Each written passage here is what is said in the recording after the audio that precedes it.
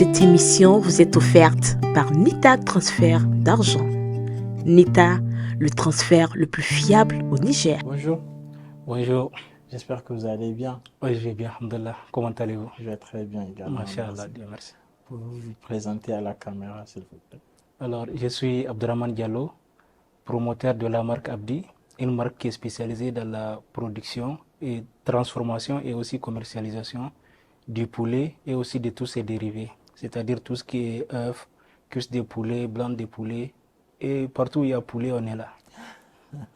Ok, dites-moi, comment vous vous êtes retrouvé déjà pour commencer dans l'entrepreneuriat et ses rouages? Dans l'entrepreneuriat, de façon générale, ça a toujours été quelque chose que je voulais faire, mais je pensais que j'allais rentrer dedans après une carrière professionnelle peut-être. Parce que dans ma tête, j'allais finir les études, travailler pendant un certain temps, avoir un peu de sous de côté et pouvoir me lancer.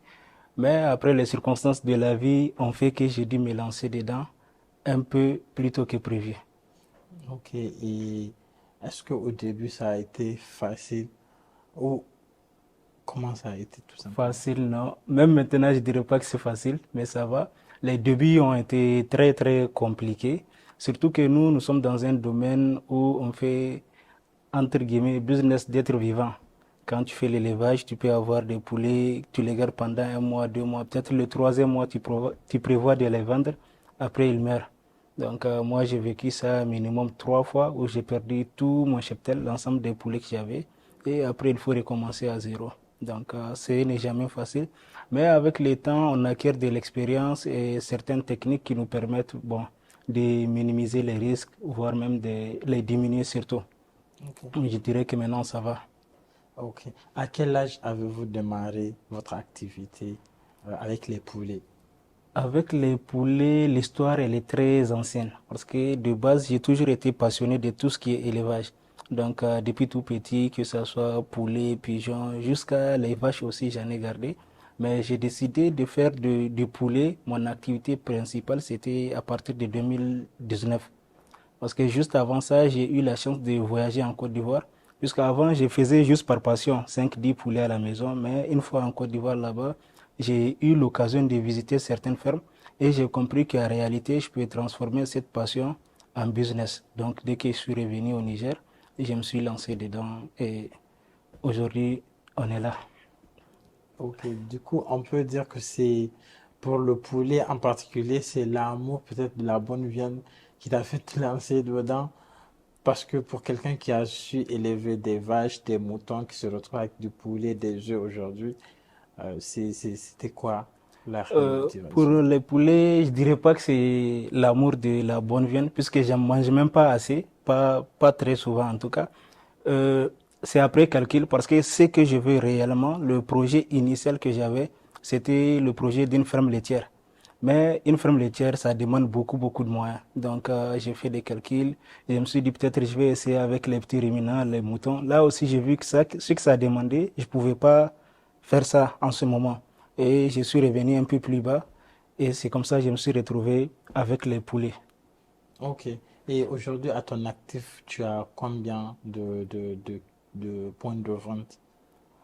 À mon actif là, actuellement, on a 2 points de vente qui sont opérationnels. Sinon, par le passé, il est arrivé un moment où on avait eu jusqu'à 4. Mais après, les circonstances ont fait qu'on a dû fermer les 2 autres. Actuellement, on est sur les 2. Le point de vente principal qui est au niveau de l'école Barcalaise et un autre qui n'est pas loin, juste au niveau de rond-point Sonissi. Ok. Et comment se fait aujourd'hui la vente? Parce que moi, je vous suis sur les réseaux sociaux et je vois que vous êtes une personne qui anime assez les réseaux. Comment vous arrivez à concilier cette création de contenu et la vente de vos poulets? Est-ce que cela vous aide aujourd'hui à faire plus de ventes ou pas? Effectivement, la gestion des réseaux sociaux ou disons la présence sur les réseaux sociaux, ça booste beaucoup notre visibilité et par ricochet aussi nos chiffres d'affaires. Par contre, c'est pas moi, je gère directement les pages, donc j'ai un peu divisé le travail. J'ai délégué ça à mon frère. J'ai un petit frère qui excelle dans ce domaine, tout ce qui est réseaux sociaux, graphic design et tout. Donc c'est lui qui gère la page, c'est lui qui fait les contenus. Et moi, de l'autre côté, je m'occupe principalement des poulets. Donc je suis dans la partie technique et lui, partie communication. Par contre, sur le téléphone, je gère aussi les messages WhatsApp et aussi les appels. Ok. Et dans votre activité, qu'est-ce qui vous passionne le plus? Ce qui me passionnait, surtout au début, c'était vraiment le fait de voir un poulet tu le prends tout petit bébé et puis tu l'élèves et puis ça grandit et tout ça, genre tout le processus. Mais avec le temps, je pense que je suis un peu plus heureux dans la partie où j'arrive à écouler. Genre la partie où je remets le poulet à quelqu'un, il me remet l'argent. Là, ça me fait beaucoup plaisir. Ok. Et du coup, vous n'avez pas euh, un poulet en particulier, je sais pas, que vous avez tellement affectionné que vous n'avez jamais eu envie de le vendre, peut-être. Ça, il y en a eu beaucoup, beaucoup. Et je pense que c'est un truc qui m'a retardé au début. Parce que quand je produisais, il arrivait que je vois, par exemple, un poulet, peut-être sa couleur, souvent sa forme, ou juste la race. J'ai dit, bon, ça me plaît, je vais pas vendre. Je les garde. Mais au final, il arrive toujours la même chose parce qu'au bout d'un certain temps, quelques mois peut-être, ou bien quelques années, soit il meurt, soit il y a une maladie ou quelque chose comme ça. Donc maintenant, je me suis beaucoup plus concentré sur la production des poulets pour la vente, pas pour la passion. Pour la passion, j'ai toujours un type de poulet que j'aime beaucoup, mais actuellement, j'en garde pas. Peut-être quand j'aurai un peu plus d'espace, là, je pourrais avoir un petit enclos chez moi avec 5-10 poules que je vais garder juste pour l'élevage, pour la passion et tout. Mais en ce moment-là, on cherche l'argent. Ok.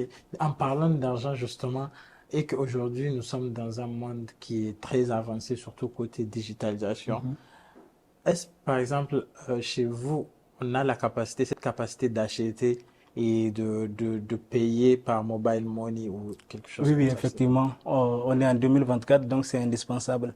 On doit évoluer avec notre ère. Ce qui fait que nous avons des comptes pour les agences de transfert. Tous ceux qui ont des applications mobiles, on a des comptes presque au niveau de toutes les agences. Donc, il arrive que des clients achètent. Le client, par exemple, il n'est pas à la maison, mais il veut être livré à la maison. Donc, il nous fait directement un transfert sur notre numéro et nous, on lui fait la livraison directement à la maison. Et je suppose que toutes les personnes qui achètent par Maïnita parce que c'est les réseaux Ouais, c'est qui le font cela. principal, c'est le principal. Donc, Ok, c'est déjà ouais. une belle avancée.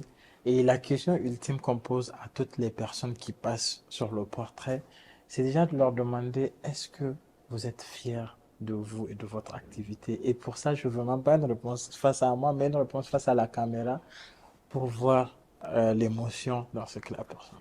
Je suis fier, je suis très fier. Je suis très fier de moi-même pour le parcours. Je suis aussi très fier de ce que notre entreprise est en train de devenir parce qu'en moins d'une année, nous sommes déjà à un stade vraiment appréciable, si je peux le dire. Et surtout, ce qui me rend le plus fier, c'est quand je sais que ce n'est que le début.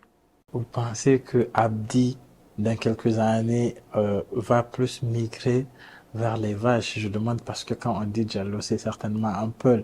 Est-ce que vous allez migrer plus vers les vaches et autres? Bon, migrer, je sais pas, mais il faut savoir déjà que même actuellement, j'ai quelques vaches. C'est juste que c'est pas assez nombreux pour en faire un business. Mais sur le long terme, vraiment, ça me ferait beaucoup plaisir d'avoir une ferme laitière. Mais c'est pas pour autant que Abdi va totalement migrer. Peut-être que Abdi va se diversifier, si on peut le dire. Peut-être le poulet par ici et les vaches de l'autre côté. Ouais. Ok, on vous souhaite un très bon vent et c'est très rare de voir un Paul qui souhaite vendre des vaches. Bon, c'est pas les vaches qu'on va vendre, c'est le lait. C'est le lait, du coup, vous gardez les vaches. Oui, on garde les vaches. En tout cas, toute l'équipe de Wangari vous souhaite un très bon vent. Vous êtes une personne qui inspire et qui est très inspirante à travers les contenus que vous partagez. Et si vous avez un dernier conseil à donner à vos jeunes frères et sœurs qui sont là à la maison et qui souhaiteraient se lancer dans l'entrepreneuriat comme vous, ça serait D'accord. quoi? Déjà, merci beaucoup. Merci à vous. Merci aussi à toute l'équipe Wangari de nous accueillir ici, de nous donner aussi l'opportunité de parler un peu de nos activités. Certes, en coulisses, on travaille beaucoup, mais je pense que c'est avec des initiatives comme ça qu'on arrivera à un autre niveau. Parce qu'en réalité, personne ne se fait tout seul.